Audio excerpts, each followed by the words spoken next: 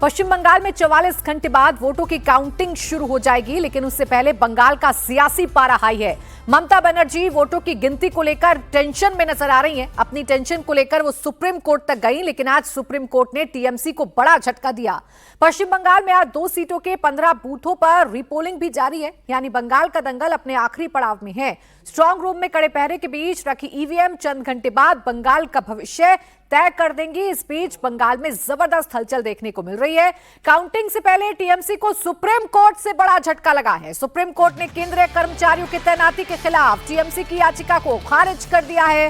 TMC ने चुनाव आयोग के उस फैसले को चुनौती दी थी जिसमें काउंटिंग के दौरान हर टेबल पर एक केंद्रीय कर्मचारी की बतौर सुपरवाइजर नियुक्ति का आदेश दिया गया है। टीएमसी ने इस मामले में पहले हाई कोर्ट में याचिका दाखिल की थी, जो खारिज कर दी गई, और अब सुप्रीम कोर्ट ने भी चुनाव आयोग के इस फैसले में दखल देने से इनकार कर दिया है। सुप्रीम कोर्ट ने टीएमसी और उनके वकील से कहा है कि वो चुनाव आयोग पर ऐसे आरोप नहीं लगा सकते।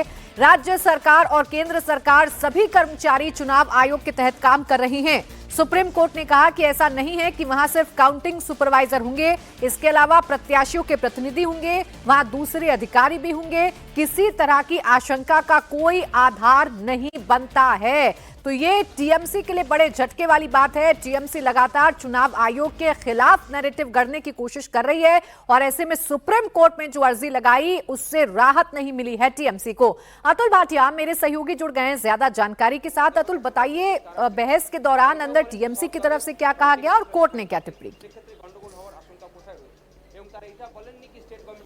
देखिए प्राची, जो पूरी टीएमसी की जो याचिका थी वो इस बात को लेकर थी कि जो काउंटिंग जो सुपरवाइजर होगा वो जो एडिशनल सीईओ हैं बंगाल के, उन्होंने अपने ऑर्डर के अंदर ये कहा है कि जो सुपरवाइजर होगा, काउंटिंग सुपरवाइजर, वो सेंटर का होगा। तो इसके ऊपर चुनाव आयोग ने कहा कि 13 अप्रैल का आप सर्कुलर पढ़िए, उसके अंदर ये लिखा गया है कि जो सुपरवाइजर होगा वो राज्य सरकार का भी हो सकता है और सेंट्रल गवर्नमेंट का भी हो सकता है। इसके बाद सुप्रीम कोर्ट ने यह बात कही कि जो भी, चाहे वो राज्य सरकार का कर्मचारी हो, चाहे वो सेंट्रल गवर्नमेंट का कर्मचारी हो, वो सभी इलेक्शन कमीशन के अंडर काम कर रहे हैं। इसके ऐसा कोई भी आधार नहीं बनता जो कि आप चुनाव आयोग के ऊपर आरोप लगा रहे हैं। तो पूरी जो टीएमसी की याचिका थी, कपिल सिब्बल से पूछा गया कि आखिर आपकी समस्या क्या है, तो कपिल सिब्बल ने यह कहा कि देखिए, केंद्रीय कर्मचारियों की संख्या बढ़ जाएगी जब काउंटिंग होगी, तो उससे पूरा जो सिस्टम है वो गड़बड़ा सकता है, जिसको सुप्रीम कोर्ट ने खारिज कर दिया। सुप्रीम कोर्ट ने कहा कि वो इस पूरे मामले में कोई दखल नहीं देंगे। जो हाईकोर्ट ने जिस तरीके से जो याचिका खारिज की थी, उसी तरीके से सुप्रीम कोर्ट ने भी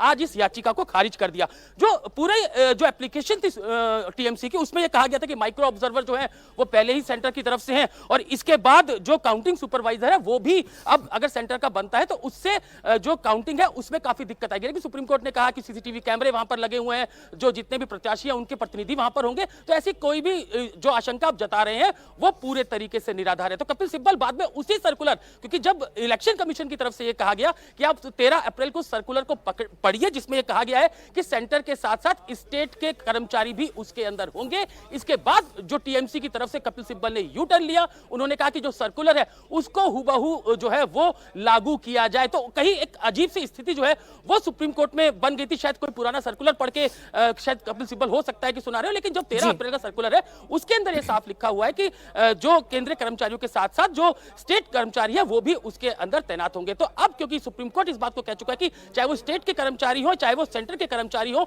वो सभी इलेक्शन कमीशन के अंडर काम कर रहे हैं, सबको सुपरवाइज जो है वो इलेक्शन कमीशन कर रहा है, तो ऐसी कोई भी आशंका निराधार है, और जिसके कारण ये याचिका खारिज बिल्कुल अतुल, यानी आखिरी दम तक टीएमसी पूरी कोशिश कर रही है कि इस पूरे चुनाव में कहीं ना कहीं चुनाव आयोग के खिलाफ एक नैरेटिव सेट किया जाए और ये बताया जाए कि चुनाव आयोग कैसे उनके खिलाफ काम कर रहा है। लेकिन उन्हें सुप्रीम कोर्ट से झटका लगा है। सुप्रीम कोर्ट ने साफ कर दिया है कि चुनाव आयोग के अधीन राज्य सरकार भी है और केंद्र सरकार के जो कर्मचारी काम करेंगे वो भी चुनाव आयोग के अधीन है, तो उन पर शक करना बेमानी है। शुक्रिया आपका अतुल तमाम जानकारी के लिए।